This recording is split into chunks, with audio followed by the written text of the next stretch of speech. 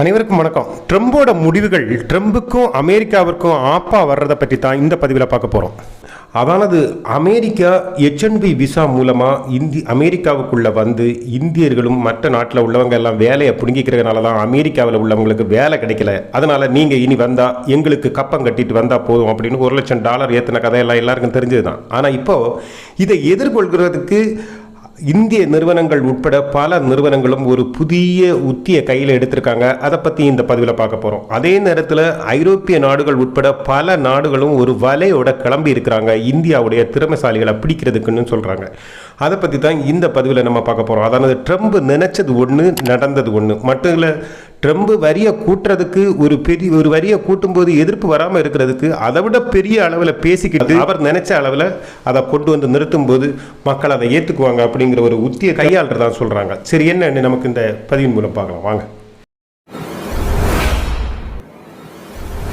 அதானது H1B விசாவுக்கு முன்னுக்கு வந்து 2 லட்சத்திலிருந்து கிட்டத்தட்ட எல்லாமா சேர்த்து ஒரு 8 லட்சம் 10 லட்சம் ரூபா அளவுக்கு தான் செலவு நடக்கும் அமெரிக்கா போகிறது அப்படின்னா.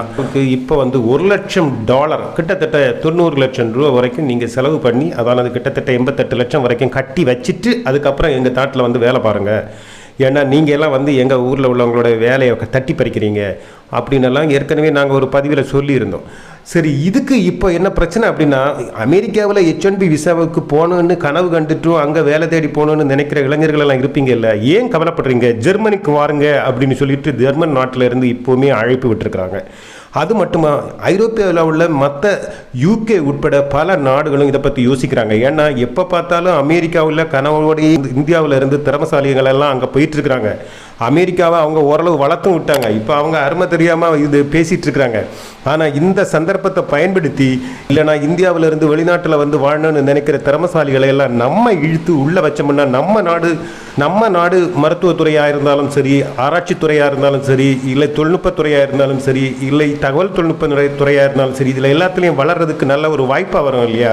அப்போ நம்ம ஏன் அமெரிக்கா முன்னுக்கு பயன்படுத்தின மாதிரி நம்ம பயன்படுத்தக்கூடாது அப்படிங்கிற வகையில் உங்களுக்கு நாங்கள் அழைப்பு விடுகிறோம்ங்கிற. இந்த பக்கம் பார்த்தீங்கன்னா சீனா வந்து சொல்லுது, திறமையான வானவியல் ஆராய்ச்சி, மருத்துவ ஆராய்ச்சி, அது தகவல் தொழில்நுட்ப ஆராய்ச்சி, புதிய தொழில்நுட்ப ஆராய்ச்சின்னு எந்த திறமையான ஆராய்ச்சி மாணவர்களுக்காக இருந்தாலும் சரி, ஆராய்ச்சி செய்கின்றவர்களுக்காக இருந்தாலும் சரி, எப்போது வேணுமானாலும் சீனாவில் எவ்வளவு காலம் வேணுனாலும் வந்து வேலை பார்க்கலாம் அப்படிங்கிற மாதிரி அவங்களும் அழைப்பு விடுச்சிருக்காங்க. கொஞ்சம் சுருக்கமாக சொன்னால், ட்ரம்ப் இப்போது வேணான்னு சொன்ன இடத்துல இருந்து இந்தியர்களுடைய திறமையை புரிஞ்சுக்கிட்டது ஒரு முக்கிய காரணம். இதுவரைக்கும் அமெரிக்காவுடைய திறமையில் இந்தியர்களுடைய பெரும் பங்குங்கிறது அவ்வளவு பேசப்படாமல் இருந்தது. இப்போ தான் எல்லாரும் பேச ஆரம்பிச்சிருக்காங்க.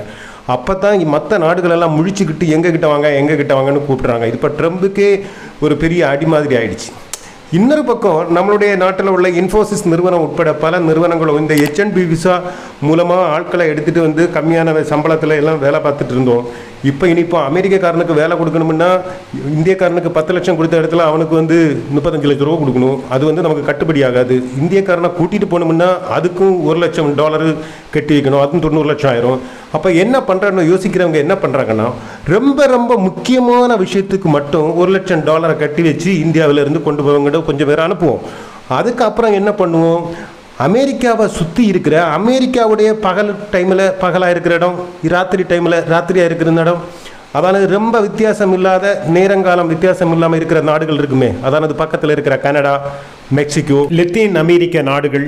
ஆனால் இந்தியா என்று சொல்லும்போது சமயங்கள் முரண்படும். அப்போது அந்த நேரங்கள் பிரச்சனைகள் வராத உள்ள நாடுகளில் கொண்டு போய் நம்ம இந்திய திறமசாலிகளை உட்கார வச்சுட்டு அமெரிக்காவுக்கான சர்வீஸை அங்கே வச்சு பண்ணலாம். அப்போ அவங்களுக்கு வந்து பெரிய பிரச்சனை நமக்கு இருக்காது.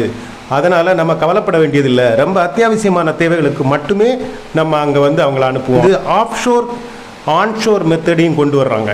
அந்த ஆஃப்ஷோர் ஆன்ஷோர் மெத்தடு அப்படி என்னன்னு கேட்டிங்கன்னா, ஆன்ஷோர்னா நம்ம வந்து நேரடியாகவே பக்கத்தில் இருந்து இல்லைன்னா நேரடியாக சென்று அந்த சேவையை வழங்குறது.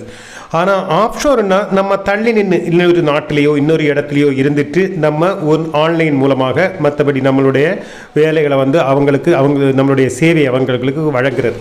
அப்படி ஆப்ஷோரை விரும்புகிறவங்களுக்கு பக்கத்து நாடுகள்லையோ இல்லை இந்தியாவில் இருந்துட்டு இந்தியாவில் இருக்கிற தங்களுடைய கிளைகளை பயன்படுத்தவோ நம்ம முயற்சிக்கிறது. இல்லை எங்களுக்கு ஆன்ஷோர் தான் வேணும், நீங்கள் நேரடியான சேவை நீங்கள் இங்கே வந்து செய்யணும் அப்படின்னு நினைக்கிறவங்களுக்கு அவங்கள்ட்ட இருந்து நமக்கு ஒரு எக்ஸ்ட்ரா சர்வீஸ் சார்ஜ் வாங்கிடலாம். இல்லை ஆப்ஷோரில் போதும் அப்படின்னா நமக்கு இந்தியாவில் உள்ளவங்களை வச்சு பயன்படுத்திக்கலாம் அப்படிங்கிற மாதிரி ஒரு மெத்தடுக்கு கொண்டு வர்றதுக்கும் யோசிக்கிறாங்க. அந்த வகையில் அமெரிக்காவுடைய H1B விசா பிரச்சனையை மிக எளிதாக நம்மளால் எதிர்கொள்ள முடியும். இதனால் பாதிக்கப்பட போகிறது யாருன்னு கேட்டால், இதுவரைக்கும் கிட்டத்தட்ட 1 லட்சத்துலேருந்து 2 லட்சம் வரைக்கும் ப்ராசஸிங் விசா அமெரிக்காவுக்கு கிடச்சிட்டு இருந்து. அப்போது ஒரு வருஷத்தில் எவ்வளவு பேர் போகிறாங்க. போன வருஷம் தான் 2,80,000 பேர் போனாங்க. அப்போ அது மூலமாக எவ்வளோ டாலர் கிடச்சிருக்கும் அமெரிக்காவுக்கு. அந்த பணம் எல்லாம் இனி அடி வாங்க போகுது. ஏன்னா அந்த பணம் எல்லாம் வந்து பக்கத்து நாடுகளுக்கோ இல்லைன்னா இந்தியாவில் புதிய இனி சர்வீஸ் சென்டர்கள் தொடங்குவதற்கோ சேவை மையம் தொடங்குவதற்கோ வாய்ப்பாக போயிடும்னு தான் சொல்கிறாங்க. அந்த வகையில் பாதிக்கப்பட போகிறது அமெரிக்கா தான். இப்போது அமெரிக்கா கண்ணை மூடிக்கிட்டு எடுத்த இந்த முடிவினால் மற்ற நாடுகளுக்கும் இந்தியாவில் உள்ள தொழில் திறமை வாய்ந்தவர்கள் கிடைக்கிறதுக்கு வாய்ப்பும் கிடைக்கிறது. அதே நேரத்தில் இந்தியாவில் உள்ள தொழில் திறமை உள்ளவங்களுக்கு மற்ற நாடுகள்லையும் வாய்ப்பும் கிடைக்கும். அதனால் பெருசாக பாதிக்கப்பட போகிறதில்ல. H1B விசாவுடைய செலவு அதிகரிப்பால் இந்தியாவை விட அமெரிக்கா தான் அதிக பாதிக்க போகிறதாகவும் சொல்கிறாங்க. என்ன இருந்தாலும் அமெரிக்கா போலீஸாக நினச்சி மற்றவங்களை திருடனாக நினச்சி துரத்துது. ஆனால் எப்போவுமே திருடன் போலீஸை விட ஒரு அடி முன்னாடியே தான் ஓடிட்டு இருப்பாங்கிறத போலீஸும் மறந்து போயிடுறாங்க. அந்த நிலைமையில தான் இப்போ அமெரிக்கா இருக்குது. ஆனால் அதை மற்ற நாடுகளும் பயன்படுத்த பார்க்குது, இந்தியாவும் சூதனமாக நடந்துக்கிறதுக்கும் முயற்சி பண்ணுது. ஆக மொத்தத்தில் ட்ரம்ப் இந்தியாவை பழிவாங்க நினைச்சது மற்ற நாடுகளை மாதிரி செல்லுபடியாகாமல் அது அமெரிக்காவுக்கும் ட்ரம்புக்குமே ஆப்பா முடிய போகுதுங்கிறது தான் இதில் இருக்கிற விசித்திரம்.